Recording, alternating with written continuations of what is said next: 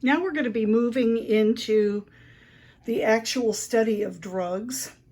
The name of this official course is Medication Administration and Basic IV Therapy, and that's what's going to show up on your transcript. But it's pretty much just continuing the grade that we started in Pharmacology 2, where you learn the basics. Pharmacology 2 will show up on your transcript, and that'll be your math grade, 90 or above, and then everything other than the math will show up as medication administration and basic IV therapy. So of course this says study all the drugs,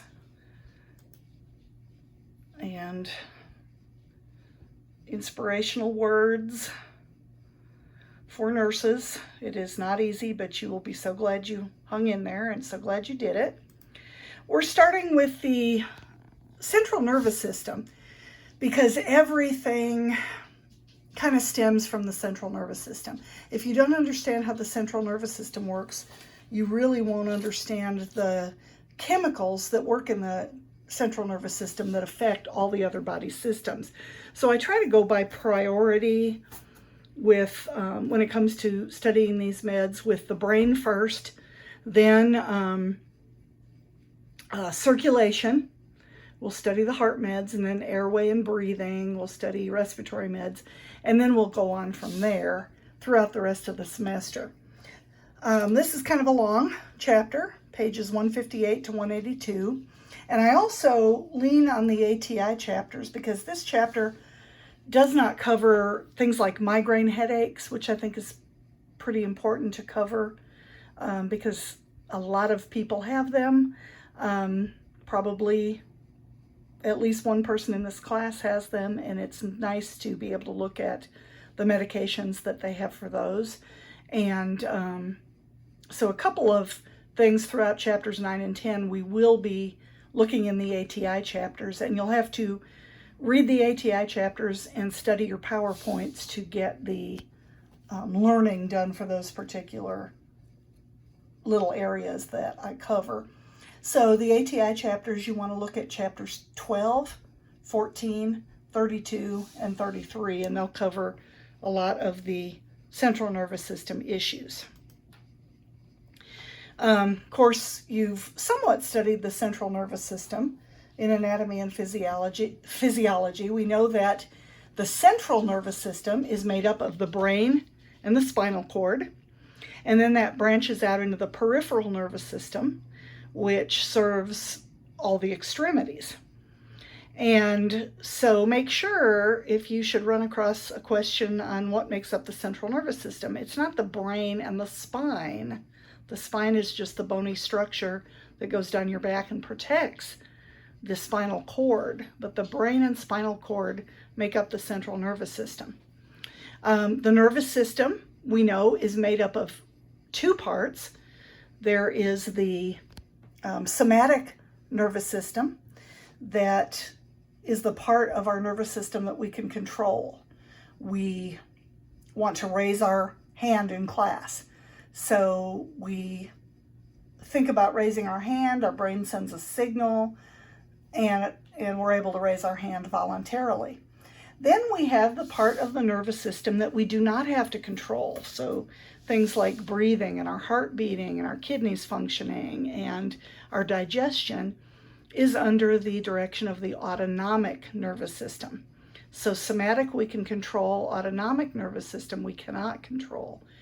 And the autonomic nervous system is made up of two parts, and that's the sympathetic and the parasympathetic nervous system. Now, hopefully I'll have a chance to go through my whiteboard lecture with you where we look at those two parts of the autonomic nervous system. But if I don't, it's important to review the parts of the autonomic nervous system and what they control. So somatic is under our control, autonomic is not. And it's a good thing because there are times when, we get under a lot of stress or we're very, very busy and we might forget to breathe or might forget to tell our heart to beat, and might forget to digest food. So I'm very, very glad that part of the body does all that for me. So we know that we have some primary neurotransmitters. We have a lot of neurotransmitters that send messages throughout the body, but the primary sympathetic neurotransmitters or nerve messengers we know are epinephrine, norepinephrine, and then dopamine. Epinephrine and norepinephrine are considered excitatory neurotransmitters. They stimulate the sympathetic nervous system. The main neurotransmitter for the parasympathetic nervous system is ACH, or acetylcholine, and that is considered to be an excitatory neurotransmitter because it stimulates the parasympathetic nervous system. We have some other neurotransmitters that are more inhibitory. They calm things down. So GABA, gamma aminobutyric acid, works primarily in the frontal cortex of the brain, and it calms things down. It's an inhibitory. In fact, GABA is sort of referred to as the mother of the neurotransmitters. That's the one that we are sort of lacking in our early years, and we finally gain the full amount of GABA at around 25 or so. And that is why teenagers especially make a lot of really poor decisions. They drive too fast. They experiment with drugs and alcohol because they don't have that mother of the neurotransmitters to say, I'm not sure this is a good idea. We're kind of lacking that until we're about 25. And that affects the legal system too, because there can be arguments made that up until about the age of 25, we are lacking some of the neurotransmitters that keep us from doing stupid and destructive things. And hopefully that's when our own mamas are available to tell us not to do certain things, or our mama figures who are there to, kind of keep us from acting crazy until our own neurotransmitters kick in. Dopamine is considered to be a sympathetic neurotransmitter, but it is inhibitory. It kind of calms things down in the parasympathetic nervous system. Serotonin is also a neurotransmitter.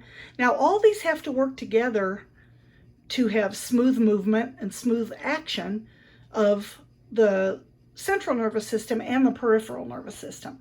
And we'll see when we start talking about Parkinson's disease and other situations that if we don't have equal amounts to balance each other out, that we're going to have movement difficulties.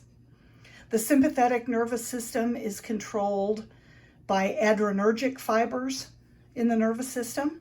And adrenergic, of course, comes from adrenaline, which is one of the names for epinephrine. So when you hear adrenergic, they kind of are synonymous with sympathetic, whereas cholinergic applies to acetylcholine, and it is applicable to the parasympathetic nervous system.